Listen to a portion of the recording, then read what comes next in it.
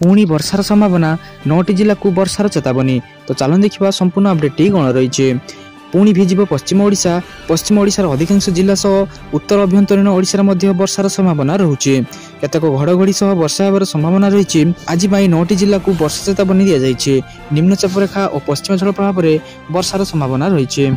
सुंदरगढ़, केन्दुझर, मयूरभंज, संबलपुर, झारसुगुड़ा, बरगढ़, नुआपड़ा, बलांगीर और सोनपुर किछि स्थान में वर्षा होबार संभावना रही। विभिन्न स्थान में गत 2-3 दिन हेब मेघुआ पाग रही। किछि स्थान में हालुकार मध्यम धरणर भी वर्षा होइछि। सेपरि खर्दा, नयगढ़, पुरी, गंजाम जिलार 1-2टी स्थान में हालुकार मध्यम धरणर वर्षा होबार संभावना रही। बाकी जिले में पाग सुखिला रहिबो।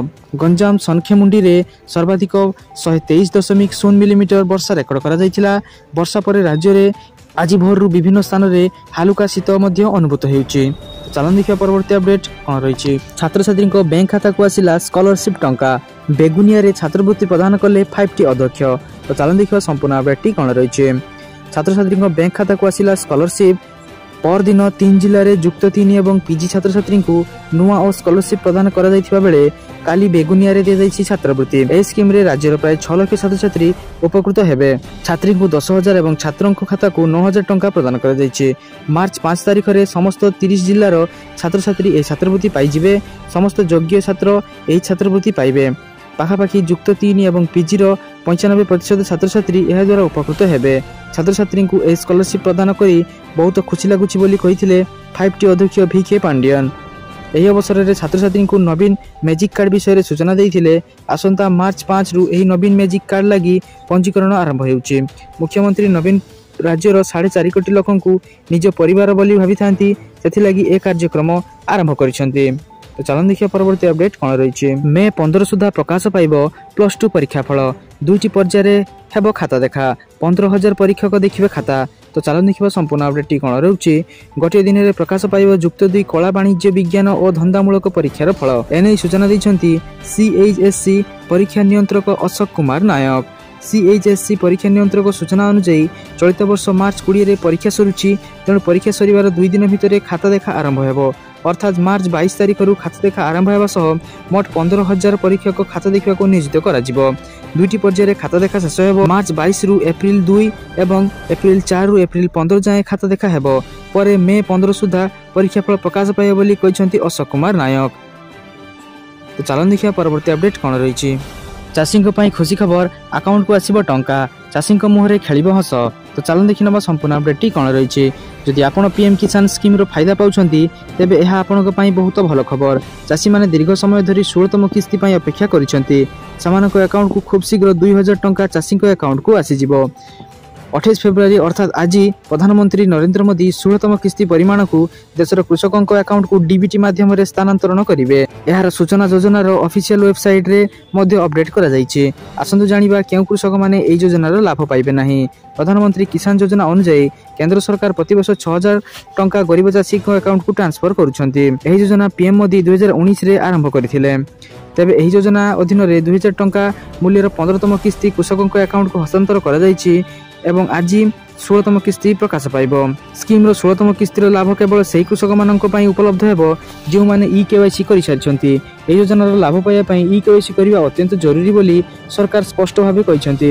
एभली परिस्थिति रे जे कृषक माने एही प्रक्रिया शेष करि नाहंती से माने एही योजनार लाभ पाइबे नाही। जदि आपण पीएम किसान तालिकार नाम जांच करने को चाहते एथि सर्वप्रथम आपको पीएम किसान स्कीम ऑफिशियल वेबसाइट परिदर्शन करने पड़ो। एठारे आपण डाहाण पार्श्व विकल्प चयन करूँ। यापर हिताधिकारी तालिकार क्लिक करूँ। यापर आपण सामने एक नूतन विंडो खोल जो आपको राज्य ब्लॉक और गाँव नाम चयन करने को पड़ो। बर्तमान आपको गेट रिपोर्ट उपर क्लिक करने को पड़ो। यापर आपणकर गाँव हिताधिकारी मान संपूर्ण तालिका खोल जो आपणकर नाम इत्यादि जांच करें। तो चलन देखिए परवर्ती अपडेट कौन रही। एसएससी रिक्वायरमेंट 2024 एसएससी विज्ञापन प्रकाश पूर्ण हेब 5,000 रु अधिक पदवी। कर्मचारी चयन आयोग एसएससी अनेक पदवीर नियुक्ति एक विज्ञापन प्रकाश करिछि। एही विज्ञापन अनुसार प्रथम पर्याय प्रार्थी चयन हेब। एही नियुक्ति माध्यम 5,369 पदवी पूर्ण हेब। एही नियुक्ति आवेदन प्रक्रिया ऑनलाइन माध्यम होउछा बेले एथि उभय पुरुष और महिला आवेदन करि परिबे। 10th पास प्रार्थी आरंभ कर ग्रेजुएशन पिला माने एही सुजोग नै परिबे। योग्य आग्रही प्रार्थी माने एसएससी रो ऑफिशियल वेबसाइट www.ssc.nic.in को जाई ऑनलाइन आवेदन करि परिबे।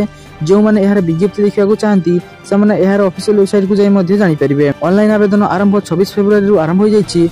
शेष तारीख 18 मार्च पर्यंत रही। परीक्षा 6 और 8 मे रे होई पारे। खाली थिया पदवी विषय जानि नबा। यूआर पई 2540 टी पदवी, ईडब्ल्यूएस पई 467 टी, ओबीसी पई 1332 टी, एससी पई 687 टी, एसटी पई 343 टी, मोट पदवी 5369 टी।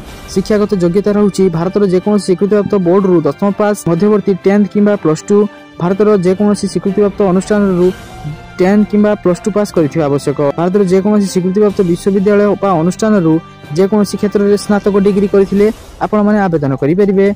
बयस सीमा विषय जानि नबा। बयस सीमा 18 वर्ष रही। सर्वाधिक 30 वर्ष रही। बयस गणना 1/1/2024 अनुसार हेबो। बयस कहल ओबीसी पई 3 वर्ष, एससी एसटी पीडब्ल्यूडी ईएसएम पई 5 वर्ष, पीडब्ल्यूडी प्लस एससी एसटी पई 15 वर्ष रही। चयन प्रक्रिया विषय जानि नबा। कंप्यूटर आधारित लिखित परीक्षा हेबो, दक्षता परीक्षा हेबो एवं डॉक्यूमेंट जांच करा जिवो। सर्वनिम्न मासिक दरमा 8000 टंका रही और सर्वाधिक 39600 टंका रही। आवेदन शुल्क ईडब्ल्यूएस बा साधारण वर्ग पर 100 टंका, अन्य माने देयमुक्त। आपण माने शीघ्र जाई यार ऑफिशियल वेबसाइट www.ssc.nic को जाई आपण माने शीघ्र पंजीकरण करी एहाको आवेदन करि नियंतु। तो सारा दिन रही परि बछ बछ एवं गुरुत्वपूर्ण खबर जानिया पई आम चैनल को सब्सक्राइब रखंतु एवं आम वीडियो को गोटे लाइक कर दियंतु। धन्यवाद।